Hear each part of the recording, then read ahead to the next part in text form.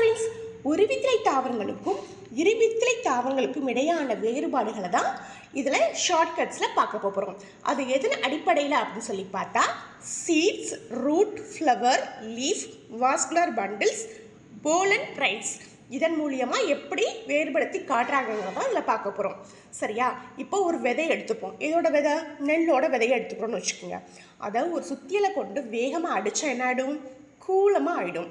அப்போ அது மாதிரி ஆணுச்சுன்னா அது ஒரு வித்திலை தாவரம். அதே இருவித்திலை தாவரங்கள் பாருங்கள், புளியாக இருக்கட்டும், நிலக்கடலையாக இருக்கட்டும், பட்டாணியாக இருக்கட்டும், மாங்காயாக இருக்கட்டும், பலாவாக இருக்கட்டும், இதோட கொட்டைகளை எடுத்து ஒரு சுத்தியலை கொண்டு அடிச்சிங்க அப்படின்னா அது என்ன ஆகும்? இரு சம துண்டுகளாக பிரியும். அதான் இருவித்திலை தாவரங்கள்.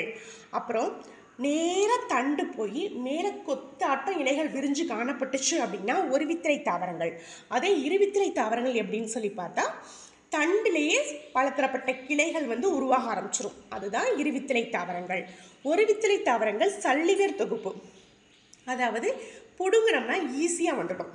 சரியா? அதோட வேர்கள் ரொம்ப சாஃப்டாக இருக்கும். அதே இருவித்திலை தாவரங்கள் ஆணிவேர் தொகுப்பு.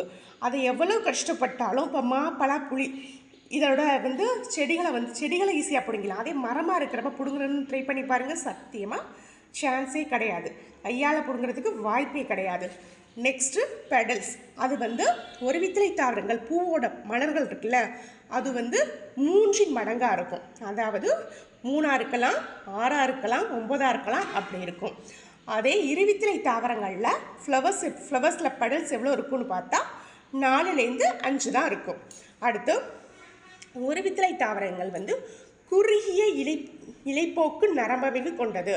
அதாவது இப்போ நெல்லை பாருங்கள், அது ரொம்ப ஷார்ப்பாக அப்படி இருக்கும்.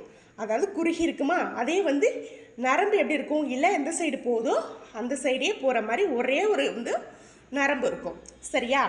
அதே இருவித்திலை தாவரங்கள்னு பார்த்தா வட்டமாக இருக்கும். அப்படி இலை எப்படி இருக்கும்? பார்க்க வட்டமாக இருக்கும்.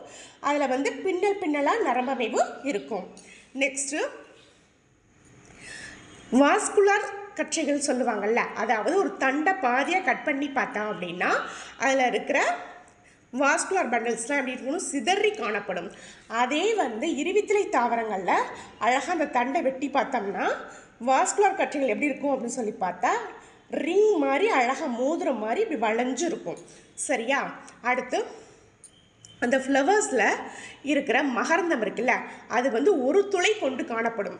இதிலே இருவித்திலை தாவரங்களில் 3 துளை கொண்டு காணப்படும்.